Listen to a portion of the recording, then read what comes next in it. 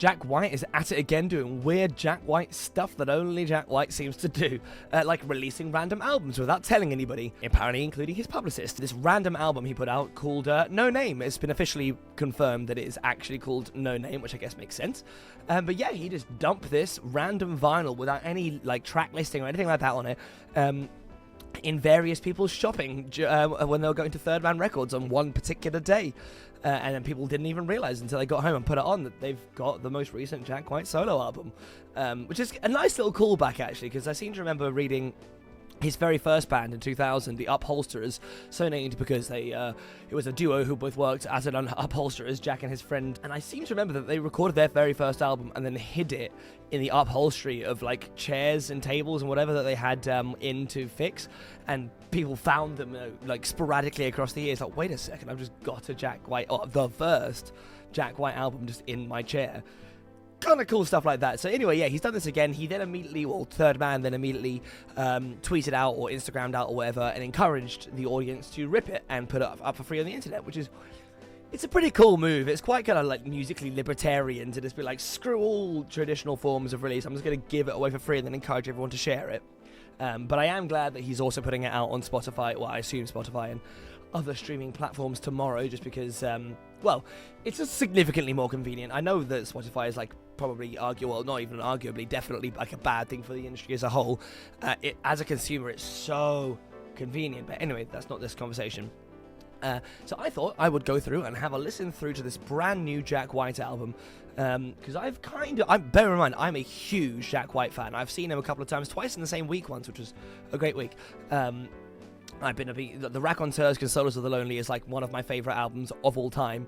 I'm a big fan of this dude, and Lazaretto, especially of his solo albums, I absolutely adore. There's not a bad track on it, but I've just kind of like fallen not out of love with him exactly, but I've just not liked his more recent offerings as much. I mean, the new Raconteurs was great, but in terms of solo stuff, like, I didn't really like Boarding House Reach that much. It was good. It had its ups and its downs, but he was starting to get just a little bit too like kind of weird and concepty. It sort of felt like he needed somebody in his life to tell him no occasionally. And then from there, I listened to Fear of the Dawn even less, and I'm not gonna lie, I actually haven't listened to Entering Heaven Alive. I know it's the sort of like acoustic folk album that he put out the same in 2002, same year as Fear of the Dawn.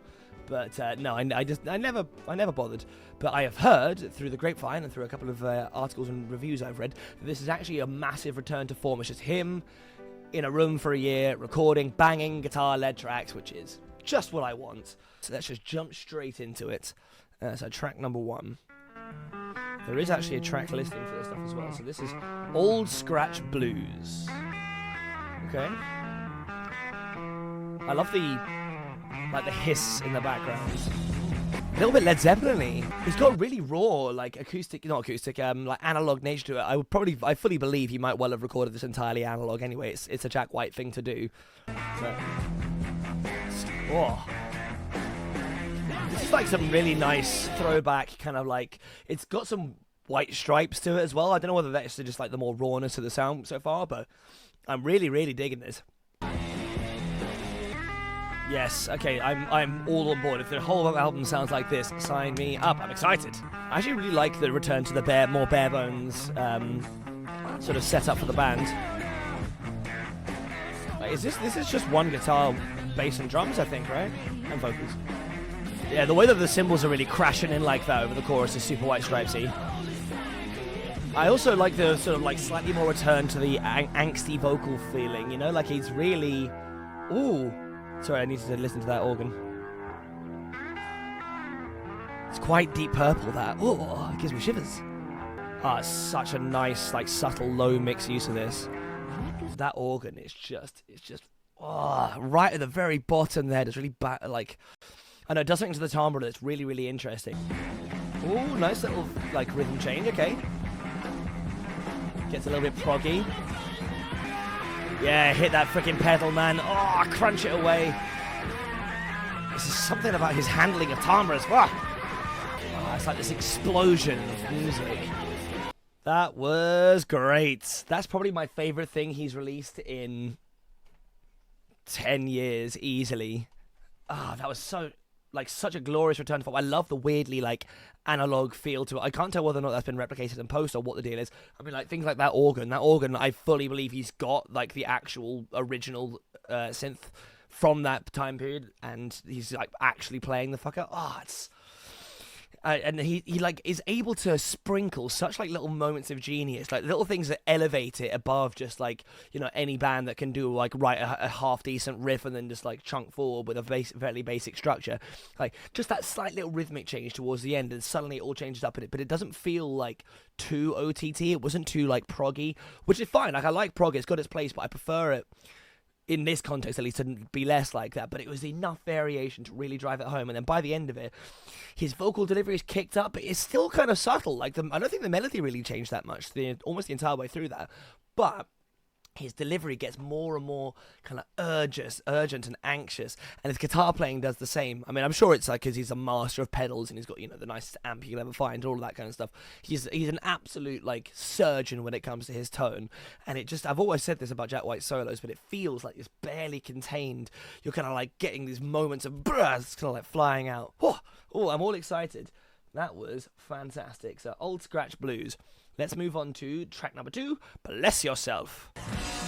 Okay. Quite a nice like blues rock influence on that, but this riff slaps. This riff goes hard. This one's actually even more White Stripesy, thinking about it, even though there's a little like shuffle here in the nicest possible way. It's kind of like White Stripes, but with a competent drummer. Love you, Meg. It does sound like he's in a garage, just singing his heart out. I like that little harmony coming in there is absolutely delightful.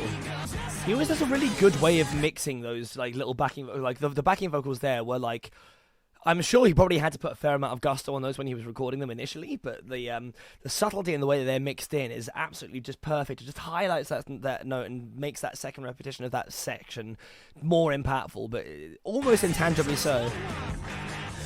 I don't know what he does to that guitar to make it different. Might even just be a performance. Probably is. Right, okay. Do you know what that reminds me of a little bit, actually? Which is probably an insult to this song, is I'm a Man. I wish I knew what the artist was called.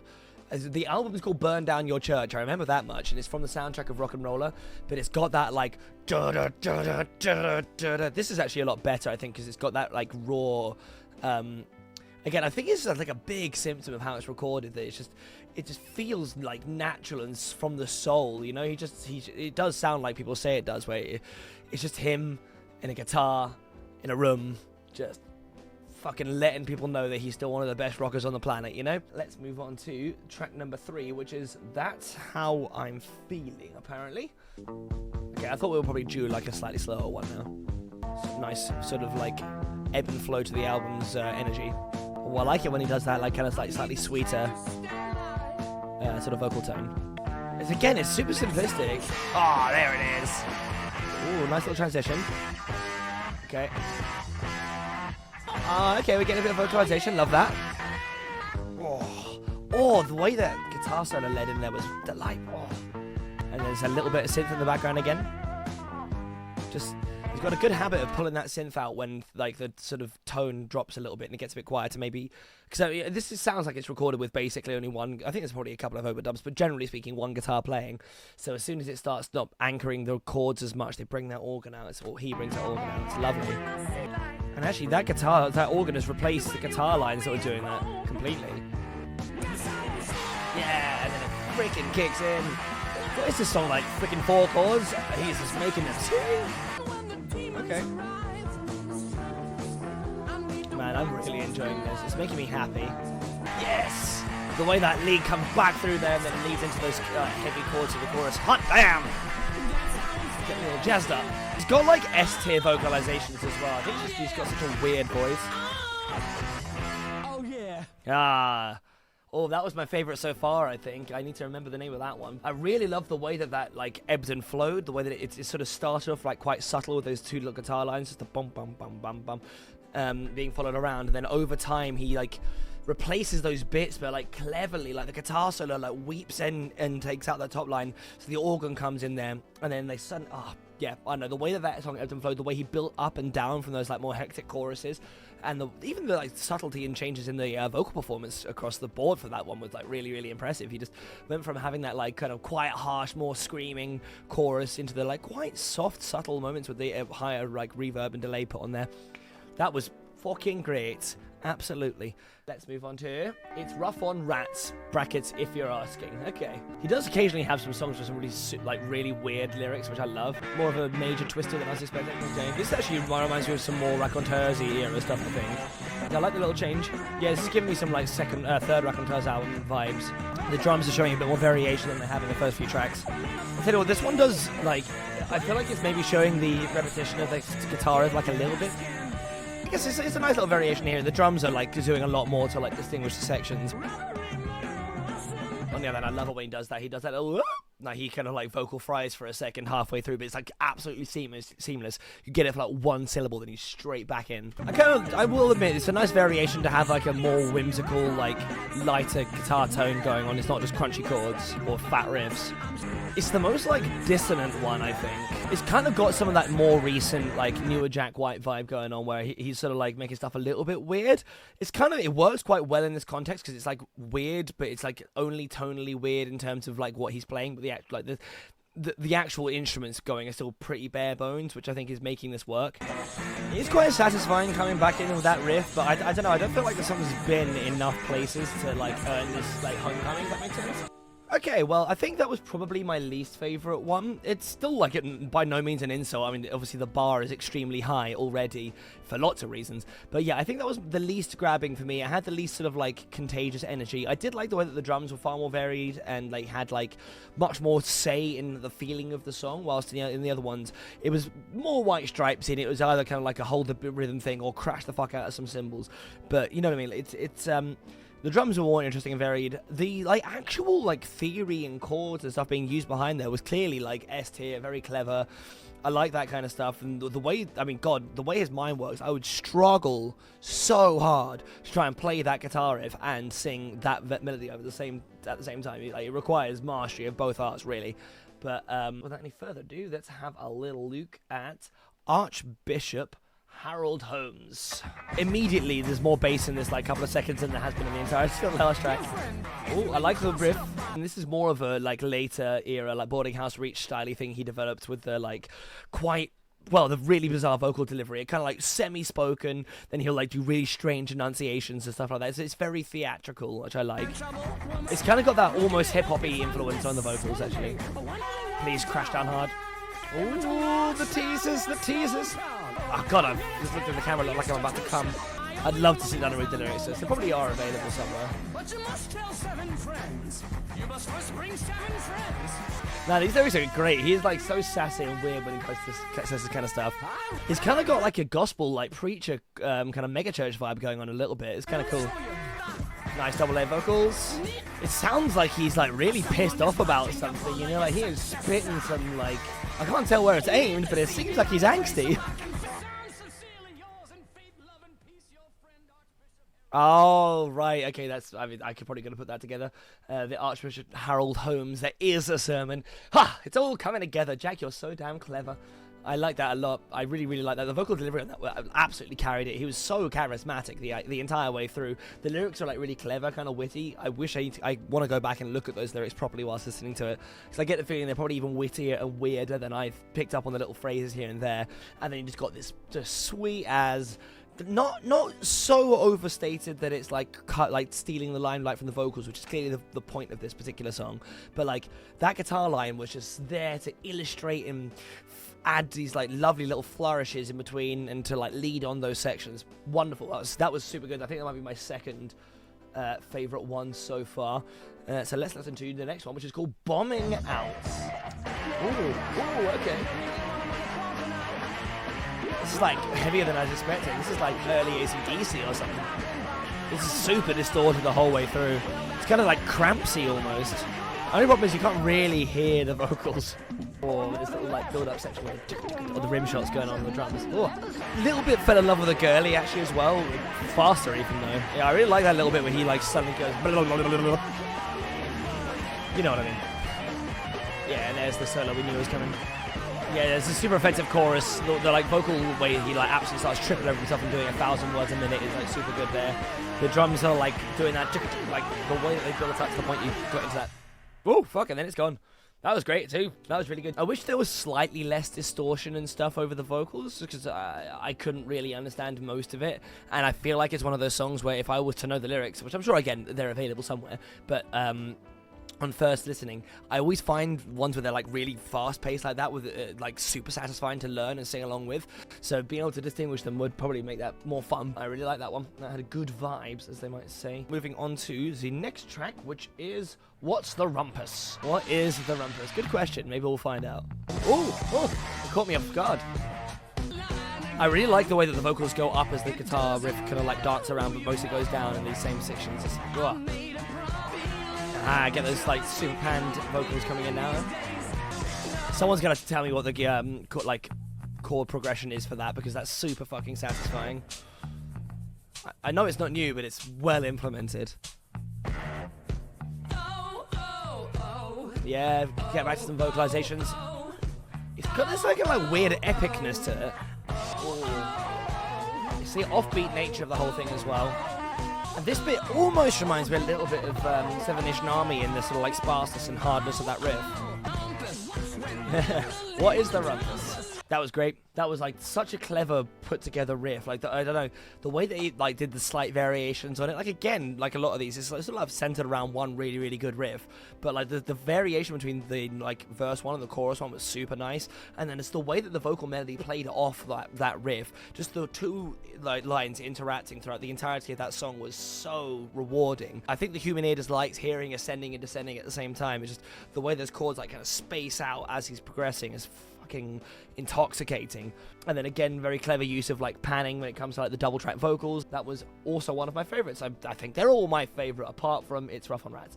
So let's move on to track number 8, which is Tonight brackets was a long time ago. Ooh. Nice. This makes me think of like Free or some, again, a bit of Zeppelin maybe. Again, like songs like this really like excessive, like show off how great Jack's like sort of like powerful vocals are. It like drops out completely to allow him to squeal in a good way. I know squeal's probably not a word that has like positive connotations, but I mean it well. It helps. It's a fat riff, as they all are. The half-beat drums for the second half of this chorus is a nice little touch as well. I will say I think the chorus is like a little bit anticlimactic maybe. Like it's a nice change like tempo-wise with the way the guitar's like filling it in, but I don't know whether or not I just think that the vocal line's like a bit quiet or whatever it is. And I like that the riff underneath it, the chords underneath it are varied as well actually, slightly. Amazing Jack White solo fare. This man could fall over on a guitar and I'd love it. Okay, that nice little section here makes me think of Another Way to Die. Okay, so we've got like a proper full-ass middle edge. That's nice. That's why this track is 4 minutes, not 3. Oh, okay, that's the... Oh, no. Ah! Fucking got me. Yep, okay, that was a really, really nice way of bringing it back in. I've got to give him credit for that. That was sweet. The way that like middle eight section came in was like really, really nice. It kept on like subverting expectations in the way that it was structured. And then like, you know, obviously that guitar solo comes in super nice. And then it fully got me. I thought it was just going to stop for a second. But actually that little use of space and then that riff comes back in with those like insistent drums was really, really, really good. I did like that a lot. I still think the chorus was like a little bit underwhelming. The riff was like really, really well done. The way I love it when he does that kind of like interaction, like kind of like take it in turns with the vocals and the guitars for like being in the spotlight. It was really nice. I did like that a lot. Moving on to the next track, which is called Underground. Okay, I guess we probably are due a like slightly more chill one again. Watch this now not be chill. Is that a little bit of slide I can detect? Wow, yes please. That was really weird. It felt like it was going to get a lot heavier, then it kind of didn't get super heavy. I like the slide riff though. It's kind of like quite charming little shuffle to it, you know? Oh, I like that. I like the way that he's like shouting the lyrics in like one deep pan on the right side. Oh, that's really clever. This is such a weird song. I love it. It's not the way it ends as well. I really like the way that the guitar line and the vocals are following each other with the shouted background stuff. It's a really interesting use of the slide. It's like kind of got that more country, more folky vibe to it. but it's still got that signature Jack White weirdness. It just sounds like this song must have been so much fun to play and write. The tones he's using throughout the entirety of this song are so good. Not the song, this album. Nice little outro too. Just like change out, take all the effects off the last couple. Oh, hello. For the last seconds. Oh, that was great. That was such a charming, weird song, but it was like kind of clever as well. Like the way that guitar tone like folds into itself and repeats, and just the dun dun dun dun. It's so kind of like charming. And then I loved that the lead line was basically doing the exact same thing as the vocals for most of the verses, and then you've got that weird little like back and forth. Like it really did sound like a conversation. Someone was shouting over a field at each other or something. I don't know. That was really good. I liked that a lot more than I thought I was going to. I like that the amount of variation he's managed to squeeze out of this album, considering the like comparatively limited setup compared to a lot of his previous stuff. Let's move on to track number 10. We're in the final stretch, the last third. Number 1, With a Bullet. A nice little way that they're like interacting with the bass there. That's super effective. Yeah, there it is. Oh, okay. I wasn't expecting it to like take this much of a right angle. Right angle, right turn. I love the like little weird guitar slide things going on there. This kind of makes me think of Dirty Pretty things. Or actually some weirdly, people were going to think it's weird, some early Kaiser Chiefs. Yeah, the way that this like sort of understated verses, like comparatively like to their choruses, like super nice. It's doing a very good job of building up energy. The guitar gets like more and more intrusive as the verse goes on. Smash them cymbals, nutmeg. Probably Jack playing it, I assume, actually. And then we're back to this like opening. Okay. There's something structured very strangely. I like it. That's almost jarring how much of a, like, again, a right turn it's just taken. I wonder if this transitions back to the faster bit or not, or whether it's just like an intro and outro. It's really weird how he's managed to like transition into these different sections like this. I would argue they're a little bit jarring. Kind of pleasing in like the weirdness, though. It felt like two quite distinct songs kind of stitched together. Not sure if that was my favorite purely for that. Like the riff was nice on both sides, to be honest. His vocals are kind of like cool in the chorus as well, like get that sort of like urgency to them. But yeah, I don't know. I think I did find those transitions a little bit jarring. Number 11, Morning at Midnight. Oh, okay. Got like more of a subtle build up for the drums. Nice. Oh, now this reminds me of some like early raconteurs. Quite like the sort of like slow down section. It's a bit more like kind of classically bluesy. Or ooh, that organ was nice. Just a little lick. Yeah, kind of like classic White Stripesy, proper garage rock. This section is really nicely led. The way that the like organ kind of phased out. Now we've got this like more like kind of like ongoing, really like kind of wave like riff coming in there. There we go, now he's going to start following that. Nice. Yeah, it's got a really good energy, this one. I can feel this one being a proper headbanger live. Yeah, that was great. I really liked the way the organ played off that. Like, I was not expecting the organ to have such a focal point, but the way that it, like, kind of, like, phased in and out at the beginning, like, kind of tempting you. It's like it's almost trying to, like, materialize out of the ether. And then it finally gets its moment, and then suddenly it's just there, and it actually gets a proper organ solo for a change, which was nice. And then the way that it interacted with that guitar riff that came through, the B riff, and the vocals followed that, and then the organ led in again. It was very, very nicely built up and down. Like the variations were like beautifully changed, and then they go straight in with that hard chorus. Super catchy, great song. Really like that one. That was sweet, bringing the energy again after a few of the more strange experimental ones. Track number 12, second to last, Missionary. I wonder whether we're talking about the religious figure or the position. I like the more open chords. Again, the vocals are quite quiet in this one. Okay, nice little transition out there. I like the way that ducked down. So this has got that kind of like old blues rock, kind of like hard blues rock vibes that like they have the hives, I feel like, kind of pick up on a bit as well. He's got a great scream on him too, you can't deny that. Cool, yeah, no, I like that one. Quite short there, 2 minutes 26. Yeah, it had that like kind of like quite frenetic, like garage sort of blues rocky vibe to it, which I quite liked. The transitions in and out were super good. Yeah, I don't think there was loads to say about that one, to be honest. It was just like kind of like raw and quite pure. Track number 13, unlucky for some, hopefully not for Jack. Terminal Archenemy Endling. That's a bloody mouthful. Doggies! This makes me think of the Doors. This is the end. Sorry. So this has already got like nice end of album vibes. It's kind of sinister, but then it plays out in that like major last note. Really nice little riff that though. Some like weird modal bullshit. I don't understand how it works. You transition really nicely back into this sort of like slightly more methodical, like ethereal feeling. Yeah.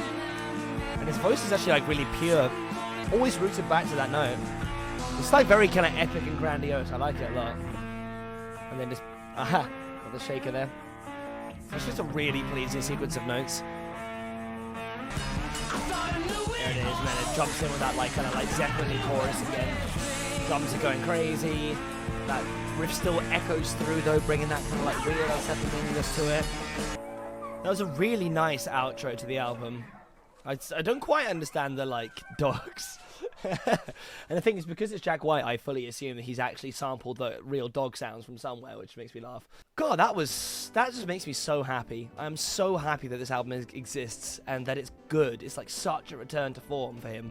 Like, I know that I'm sure that a lot of his more recent albums have their defenders, and rightfully so. They're not objectively bad, but it's just not why I fell in love with Jack White. This is why I fell in love with Jack White. Just hearing that unchained, unfiltered, like just guitar skill. Like, this man lives and loves for his craft. You can tell that he's referencing so many like old school bands and genres, but never like borrowing to the point of it sounding derivative. It's still definitely Jack White. It sounds like Jack White with his like guitar livery, those like crazy tones he manages to pull out of those things. Right, I'm assuming a combination of sublime skill and like, you know, the fantasy setup of a lifetime to be able to replicate that. But the way that those like timbres like subtly change with the different like lead lines versus solos, and how he kicks it up and down for the choruses, it's so like energetic and like from the heart and soul, which is just, it's intoxicating. I love it.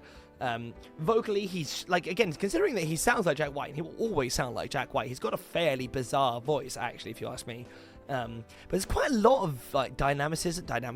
It's quite a lot of difference in between like the different styles and the different ways he's delivering stuff, you know, like from the more screechy stuff to like the whatever it was I think it was like track 2, where it's like sort of like being delivered like a priest, and then you've got like the softer one like at the end where he actually proves that he can still sing quite purely, and again with that like pure lead guitar line leading through that one, it was wonderful. It's almost like he plays his voice like a guitar, actually. It feels like he's like strumming it differently as he's playing for different sections, which is fantastic. The little subtle use of the organ, like it was never like too over the top. There's like one organ solo and a few like bits, but I mean, again, I'm a sucker for an organ. If you know me, you know I'm a sucker for an organ tone. But like the way that it was like sort of beautifully brought in there, just often to pad out like the thinner sections, to like add that extra sort of like more trebly sound to it when he's like bringing things down. Genius, absolute genius. It was all mixed wonderfully as well. Well, actually, no, that's not true. I was about to say, God, I was so like enthusiastic about sucking Jack White's dick, I forgot to say that. Yeah, no, I think actually there's a couple of mixing things, mostly in the vocals, where I'm sure, you know, he was like, that's not the point of the song, but as somebody who is, you know, would define himself as a singer, I like singing along to stuff as well. I felt like they were lost in the mix a couple of times. Not too much, only through a couple of songs, but there were moments where I was like, I can't actually tell what he's singing. Which is, again, like, it's fine. If that was on purpose, then it's so be it. But less to my taste, I think he could have just unmuddied the vocals out of the sort of hodgepodge of stuff, especially in choruses, just a couple of times. But apart from that, it was absolutely sublime. Yeah, and all, like, the release strategy for this whole thing is so bizarre. Like, this video will become obsolete like tomorrow when it actually comes out properly, but right now it's a super novel to me to have to like go and sort of find a YouTube rip which I know is like officially condoned, which is like kind of cool.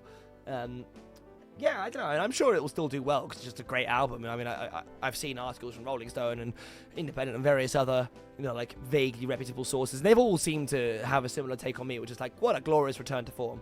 I don't think it's quite Lazaretto. I think Lazaretto might be one of the best albums ever written as well.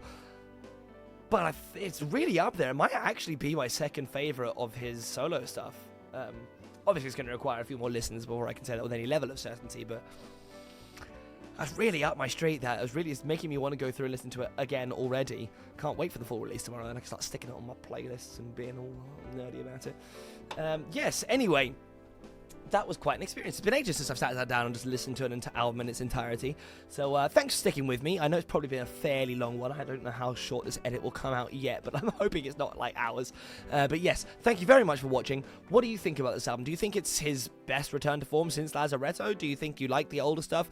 Was it like, do you like the strategy, the way he released it, or do you think it's a bit wanky? I don't know, I'm kind of curious. It feels like the general consensus is good, but you never know. So let me know in the comments below what you think about that kind of stuff. Like, share, subscribe, all of that fantastic stuff, and I'll catch you in the next one. Peace.